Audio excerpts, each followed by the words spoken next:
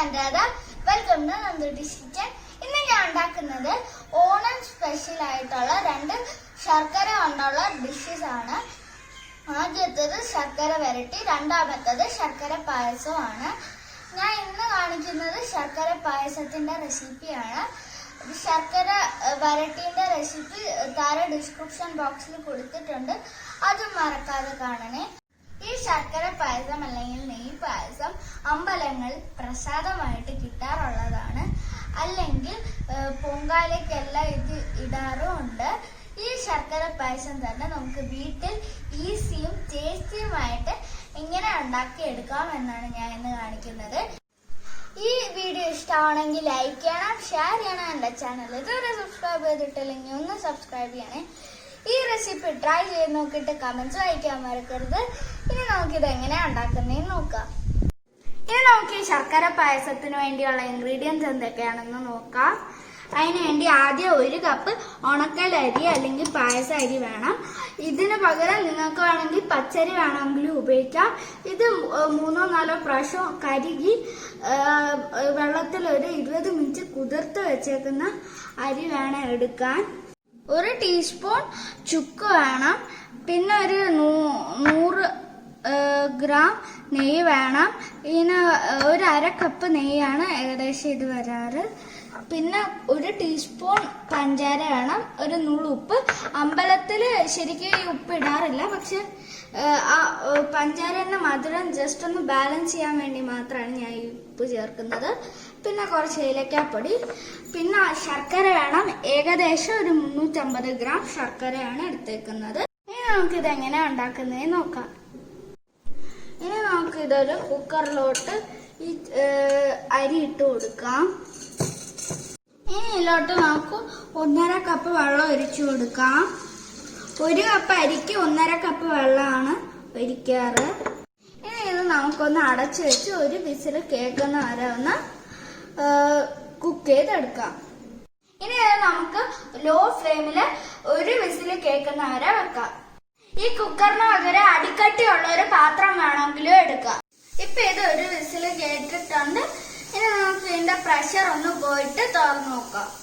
ഇനി നമുക്ക് ശർക്കര ഉരുക്കിയെടുക്കാം.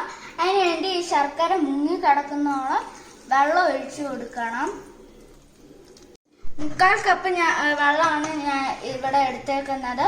ലോ ഫ്ലെയിമിലിട്ട് വേണം ഇത് ഉരുക്കിയെടുക്കാൻ. ഇപ്പൊ ഇത് ഉരുകിയിട്ടുണ്ട്. ലോ ഫ്ലെയിമിൽ വേണം ഇതെല്ലാം ചെയ്തെടുക്കാൻ.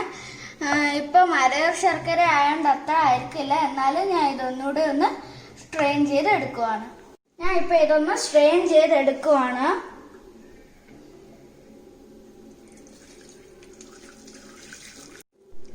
ഇതിപ്പം തരിയില്ലാത്ത ശർക്കരയാണ്. ശരിക്കുള്ള ശർക്കരയാണെങ്കിൽ അരിക്കുള്ള ശർക്കരയാണെങ്കിൽ കുറച്ച് തരി കാണും. ഇതാണ് ഞാൻ സ്ട്രെയിൻ ചെയ്തെടുത്തിട്ടുള്ളത്. ഇപ്പൊ അതായത് നല്ലപോലെ വെന്ത് കിട്ടിയിട്ടുണ്ട്. ചോറൊക്കെ വേവിക്കുന്നതിന്റെ തൊട്ട് മുമ്പേ ഉള്ള പരുവമാണ് ഇതാവേണ്ടത്. ഇത് വെന്ത് കിട്ടാൻ ഒരു വിസില് മതി. ആദ്യം ഒരു ഉരുളിയിലോട്ട് നമുക്ക് വേവിച്ച് വെച്ചേക്കുന്ന ചോറ് ചേർത്ത് കൊടുക്കാം. അതിലോട്ട് 2 ടീസ്പൂൺ നെയ്യും കൂടെ ചേർത്ത് കൊടുക്കാം. എന്നിട്ടൊന്ന് ഇളക്കി കൊടുക്കാം. ഇട്ട് മിക്സ് ചെയ്തിട്ടുണ്ട്. ഇതിലോട്ട് നമുക്ക് ശർക്കര പാനിയും ചേർത്ത് കൊടുക്കാം. ഒരു നുള്ളു ഉപ്പും കൂടെ ചേർത്ത് കൊടുക്കാം. കൂടുതൽ ചേർക്കൽ ഉപ്പ്. ഇനി ഇത് ഇടയ്ക്കിടയ്ക്ക് നെയ്യ് ചേർത്ത് കൊടുത്ത് ഇളക്കാം. ഇത് വറ്റുന്ന അനുസരിച്ച് വേണം നെയ്യ് ചേർത്ത് കൊടുക്കാൻ.